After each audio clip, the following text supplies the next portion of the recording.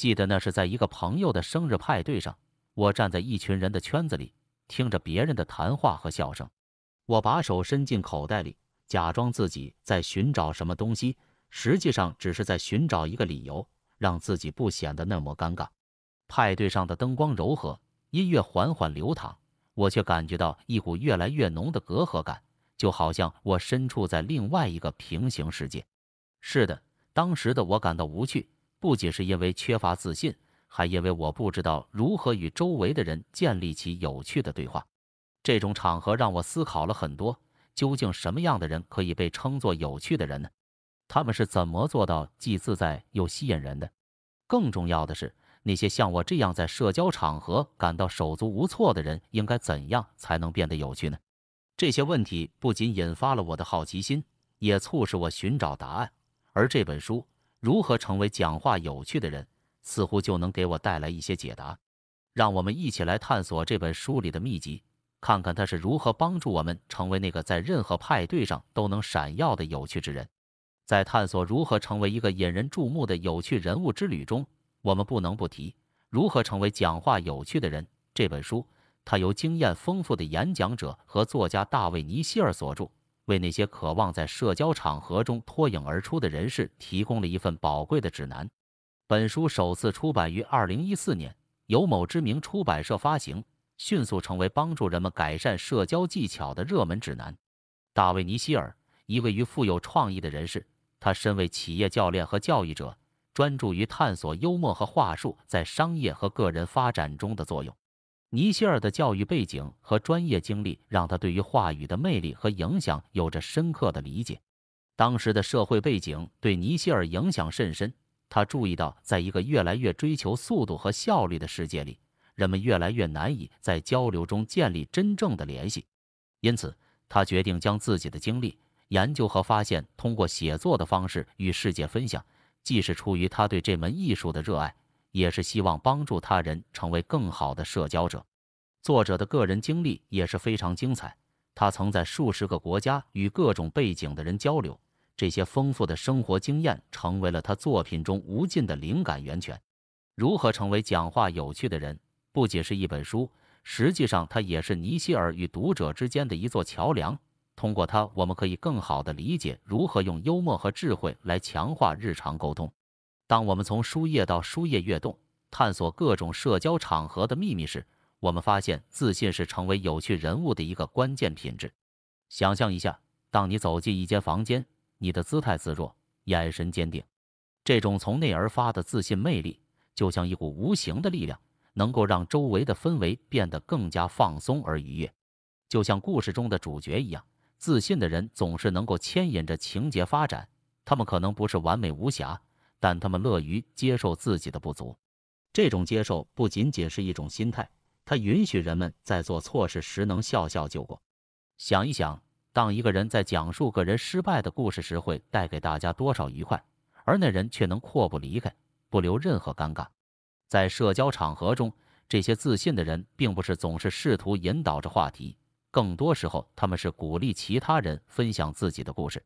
他们不会因为话题跳跃或短暂的沉默而感到慌张，相反，他们总是显得从容，能够用一个微笑或一个问题重新引导对话的流畅。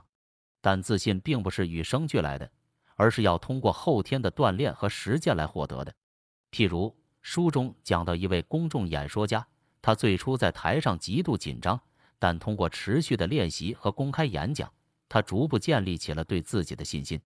他学会了控制他的呼吸，学会了如何用故事来吸引观众，并且透过模拟演讲来整合言语和肢体语言。这种自信是通向有趣的必经之路。事实上，当你对自己有信心时，你更容易展现出你的个性，分享你独特的经历，而这些故事和经历正是与他人建立联系的桥梁。所以，当我们说自信是吸引力的基石时，我们说的不仅仅是外在的表现，更是对自己内在品质的认可，是一种对生活的热爱和对未来的乐观态度。而这种态度，恰恰是创造社交魔力的秘密武器。自信心的培养不是一朝一夕的事情，它需要持续的努力和积极的参与。从小事做起，就像遇见新朋友时主动伸出手，带着微笑介绍自己，这都是增强自信的一部分。每次参加社交活动都是一次机会，无论是在朋友聚会或者是职场会议中，与人交谈和分享自我，这些都能逐步构建你的社交底气。承认自己的不完美也是自信的一个重要环节。没有人是完美的，我们都有自己的弱点和瑕疵。当你能够开放心扉，告诉他人你的不足时，你其实是在展示自己的真诚和勇气。正如书中提及的一位企业家，他公开地在演讲中提到自己过去的失败经历，而他的坦白反而赢得了听众的信任和尊敬。同时，避免将自己与他人进行无止境的比较，也是培养自信的要诀之一。人人都有自己的生活节奏，你的旅程也该有自己的风景。比如，书中谈论到一位作家，他在早期作品不被出版商看好时，仍旧自豪地分享他的书稿。最终，他的坚持导致了他后来作品的成功出版。这是对自己才华的一种自豪，也是自信心的体现。而且，给自己设定可达成的目标，并在达成后对自己进行正面肯定，这种自我鼓励对增强自信心来说非同小可。就像从事公众演讲的专业人士，他们会从小范围的听众开始，逐渐扩大至更大的受众群。每一次成功的演讲，都会让他们更有信心面对下一次的挑战。最后，让自己的生活中充满积极和乐观的语言。无论是自言自语还是与他人对话，让每一句话都表达出你对生活的热爱和对自我价值的认同。正如那些用语言为自己打气的运动员，他们在比赛前肯定自己的实力，鼓励自己的决心，这不仅有利于比赛的表现，也有助于他们的自尊心和自信心。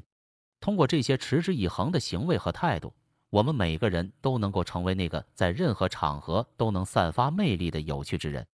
真诚这个词在任何关系中都是粘合剂，让每次交流都更加有意义。真诚的力量不在于光鲜的外表或华丽的言辞，而在于展现真正的自我，以及对他人真心的关怀。例如，在书中介绍了一位老师，他对学生的关心远超课堂教学。他会记住每位学生的名字，了解他们的兴趣和担忧。这样的举止不仅让学生感到重视，也加深了教师与学生之间的信任。愿意真诚对待他人，并且做到言行如一，这种一贯性是别人衡量你是否可信的标准。比如，书中谈论一位商人，他始终按时兑现自己的承诺，即使在困难时期也从不打折扣。这让他的同事和合作伙伴感到他是可靠的，值得信赖的。这种信用对于建立长久的商业关系是至关重要的。此外，聆听也是真诚的一个关键方面。当你倾听他人，不仅是用耳朵听，也用心去感受，你就展示出对他人的关怀和尊重。一位伟大的领袖就是通过倾听，了解跟随者的需求和想法，从而得以引导他们走向共同的目标。书里的一位心理学家，他能够静静听取病人的心声，不急不躁，给予患者足够的时间和空间去表达自己。这种耐心和倾听的能力，为他赢得了病人的信任，使治疗更加有效。总之，真诚是关系中的基石，不论是社交场合或专业工作，它来自于内心的纯洁和对他人福祉的关注。当我们抛掉虚假的面具，展示出真正的自我，并对周围的人展现出深切的兴趣，就能缔造深厚的人际关系。真诚的魔力在于它的简单和力量，能够跨越障碍，连接心灵，并且在我们的生活中绽放出互信和了解的光芒。在这个复杂繁忙的世界里，真诚如同一道清新的溪流，为我们带来宁静和力量。要提高个人的真诚度，首先得从自我认知开始。每天，当我们睁开眼睛迎接新的一天时，都应该对自己做出承诺，那就是无论遇到何种情况，都将展现真我，真实地对待他人。这种自我承诺是一种自我觉察，它要求我们在日常生活中不断练习真诚的行为。观察一下周遭的人们，每个人都有自己的故事，自己的喜悦和痛苦。当我们能认识到这一点，就自然而然地对他人表现出了关怀。举个例子，书中描述了一位商店老板，他总是专心聆听顾客的需求，并真诚回应。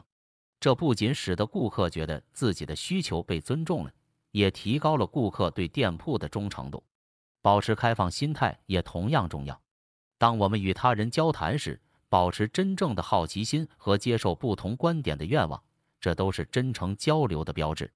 例如，一位成功的企业家就是通过以开放态度听取员工建议和顾客反馈，从而不断优化企业运营和增强品牌形象。此外，诚实总是真诚度的核心。我们应避免说谎和欺骗他人，即使这有时看似利于避免短期的困难。书中有一个生动的故事，谈及一位少年通过坦诚自己的过失，而不是掩饰或撒谎，最终获得了父母更大的信任和支持。最终，提高真诚度不仅有助于改善我们的人际关系，也使我们的生活更加充实和满足。真诚不是一个外在的标签，而是深植于我们行为和思想中的一种品质。它植基于尊重、倾听、诚实和开放的心态。当真诚成为我们交往的基础，生活中的每一份关系便会变得更加牢不可破。正如流水透过岩石，真诚会透过所有的表面划痕，触及内心深处，在彼此之间筑起一座坚固的桥梁。当我们在人际互动中表现出对他人的真正兴趣时，我们就在铺设建立良好关系的基础。这并不意味着浮于表面的套近乎，而是一种深入骨髓的好奇心和关爱。举个例子，一位在社区中广受欢迎的店主，总是记得顾客的名字和他们的喜好。当顾客谈论家中新生儿或最近的度假旅行时，店主会展现出真切的兴趣，问候和谈话从不怠慢。这种对顾客个人生活的关心，并不是单方面的好处，而是形成了一个相互尊重和信任的社区环境。善于倾听是展现对他人感兴趣的明显标志。良好的聆听者会用眼神和肢体语言表达注意力，并通过恰当的提问和反馈，使对方感到自己的看法和经历是被尊重的。透过倾听，我们还能从他人的故事中汲取智慧，以他们的经历为镜，反观自己的生活，从而获得成长和启示。就像一位经历丰富的导师，他通过聆听学生们对课题的见解，不但让学生感受到自己被重视，同时也深化了自己的教学理念。进一步来说，对他人感兴趣的人也会自然而然地变得更善于交流。他们不仅乐于分享自己的想法，更重要的是，他们愿意让对话成为一种双向交流。这样的互动能够促进更深层次的理解和关系的建立。这种良好的沟通态度，往往能促进合作，解决冲突，且有助于建立持久的人际网络。譬如在一家公司团队里，成员相互之间显示出对彼此的关心和兴趣，可以增强团队的凝聚力，提高工作效率。总结来说，对他人的真心感兴趣不仅会给人带来被重视和关心的感受，也是建立和维护良好人际关系不可或缺的一部分。通过倾听、学习和有效的沟通，我们能够以开放的心态去理解和包容彼此的差异，找到共同点，更好地与他人建立深厚且真诚的联系。在人与人之间的千丝万缕的连结中，对他人的深切兴趣如同阳光般洒下，让每一个相遇都充满温暖和可能。为了更深层次地对他人产生兴趣，我们需要培养出一种真正关心他人生活的心态。首先，我们可以通过多问问题来展现我们的好奇心与关切。好问题能鼓励对话，让人们打开心扉。就像一次晚餐聚会中的主人，他通过提问让每位宾客都有机会分享个人的故事，从而让每个人都感到受到欢迎和重视。此外，分享自己的思想和感受同样重要。当我们向他人敞开自己的内心世界时，也为他人展现了信任和开放性，这是互动和深入了解的起点。如书中所说，一位成功的企业家通过分享自己的失败和挑战，不仅博得了同事的尊敬，也激发了团队面对困难时更加坚韧不拔的精神。尝试站在他人的角度思考，也是增进兴趣的一种方式。这意味着我们在倾听时，不仅仅是关注故事的表面，而是努力理解说话人背后的情感和动机。通过这样做，我们不仅能够更好地同理他人，也更有可能发现新的观点和想法，这如同走进一个全新的世界。有效的提高对他人的兴趣，不仅仅是提出问题、分享经历那么简单，它还需要我们具备真正关心他人的心。这样的心态可以透过我们状态和行动自然流露出来。正如那位在社区中乐于助人的老师，他的课后辅导早已超越了教学本身，成为一种指导学生成长和生活的方式。最终，对他人的兴趣和关心会反馈到我们自己的生活中，提升我们的人际交往质量，增加我们的情感满足感。这种积极的循环能够在彼此间建立一座坚固的桥梁，无论我们是在家庭、工作还是社交场合，都能享受到更和谐且有意义的人际关系。在这个过程中，人与人之间的每一次真诚交流都如同播种了一片果实丰硕的园地。随着时间的推移，这些种子会生根发芽，绽放出理解与合作的花朵。讲故事是连接人与人之间情感的一座桥梁，也是一种能够吸引他人和给对方留下印象的有效方式。一个善于讲故事的人，就像一个熟练的画家，能够用语言作为色彩，把生活中普通的片段绘制成引人入胜的画卷。他们说话时，不仅语言生动，还能够随着听众的反应灵活调整故事的走向，就像演说家根据听众的气氛调整语气和节奏，使每个故事既能传递信息，又能带来乐趣。一个生动有趣的故事能够吸引听众的注意力，让人们暂时忘却日常生活的疲惫。例如，在一次聚会中，一个迷人的主人通过讲述自己旅行的趣事，不仅引起了大家的共鸣，也让气氛变得轻松愉快。另一个比如，一个教师通过分享自己与学生互动的小故事，来启发其他教师尝试新的教学方法，同时也展示了教育的乐趣和挑战。善于讲故事的人知道如何根据听众的兴趣来调整内容，他们会观察听众的反应，如果听众对某个细节特别感兴趣，他们会在这个细节上多花一些时间；如果听众对某个部分反应冷淡，他们会及时调整，引入新的元素来重新吸引注意力。这是一种真正关心听众反应和需要的表现，也使故事更加生动贴切。至关重要的是，讲故事的人能够通过故事传达自己的想法和感受。他们在叙述时会加入个人情感，让听众能够感受到故事背后的情绪，增加故事的感染力。就像一个老兵分享战场回忆的时候，他的情感也会通过故事影响听众，让他们感同身受。总之，讲故事的能力不仅仅是为了娱乐他人，或是讲述数据和信息，更是一种情感交流的艺术。这种能力需要我们持续的学习和实践，将善于观察、感知情感和良好的表达能力融为一体。一段好的故事可以让人们对你印象深刻，并在人群中脱颖而出，无论是在商务谈判、社交场合，还是在个人品牌的塑造上，都能发挥其独特的力量。要提高讲故事的能力，首先我们需要了解有关故事的一切，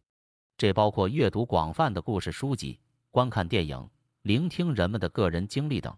通过了解各种故事的结构和手法，我们可以学习如何把情节、人物和情感巧妙地编织在一起。想象一位厨师在学习料理新佳肴前，他会广泛地品尝各种口味的食物。同样，我们也需要不断地吸收不同的故事，以丰富我们的叙事库。接着是不断的练习，我们可以从转述别人的故事开始，逐渐尝试在安全的环境，如家庭聚会或朋友圈子中分享我们自己的故事。在分享时，对于听众的反应要有所觉察，并根据他们的表情和反馈来调整我们的故事。如同一位歌手在小型音乐会上根据观众情绪调整曲目一样，我们在讲故事时也应该学会动态调整。另外，不要害怕向他人寻求反馈，反馈是我们成长的关键因素，它能让我们了解到自己在讲故事方面的优势和需要改进的地方。有时，我们也可能从听众的眼中看到新的视角，我们未曾发现的故事层面。最后，创作自己的故事对提高叙事能力也是至关重要的。这不一定是纯粹的虚构，也可以是根据实际经历改编的。试着将平凡的日常细节描写的生动有趣，为普通的人物赋予不平凡的元素。每个人都拥有自己的故事，我们需要的是发现他们，并找到合适的方式来诉说他们。综上所述，提高讲故事能力是一个渐进的过程，需要我们不断的学习、练习、反馈和创新。随着我们技艺的提高，我们的故事会越来越富有魅力，也会更好地触动听众的心弦。每个人都能够成为一个好的故事讲述者，关键在于我们是否愿意投入时间和精力去磨练这门艺术。将我们刚刚探讨的方面进行总结和升华，可以帮助我们把握核心观点，并将其转化为实践。理解了如何通过提高对他人兴趣、讲好故事、不断练习来提升交流技巧之后，重要的是将这些知识应用到实际生活中。这些技巧的实践对于个人的社交能力和职业发展都具有极大的意义。通过更有效的沟通，我们可以建立更深的人际关系，获得更多合作的机会，站在更宽广的舞台上。要意识到，学习这些技巧并将其融入日常生活，并非一次性的任务，而是一个持续的过程。我们每天都有机会去练习更有同情心的倾听，去分享和创作能够触动他人心灵的故事，去观察和调整自己的行为，以更好地迎合听众。通过这种方式，我们可以持续提升自己的魅力和影响力。现在是时候号召大家将这些技巧付诸行动了。让我们从今天开始，更加关注周围的人，倾听他们的故事，分享我们自己的，尝试站在不同角度看问题。即使最细微的进步，也能在我们的交流和人际关系中带来积极的改变。每一次对话，无论是在办公室、家庭还是社交场合，都是一个实践和提高的机会。让我们努力成为那个在任何场合都能散发魅力的人，始于提升自我，终于照亮他人。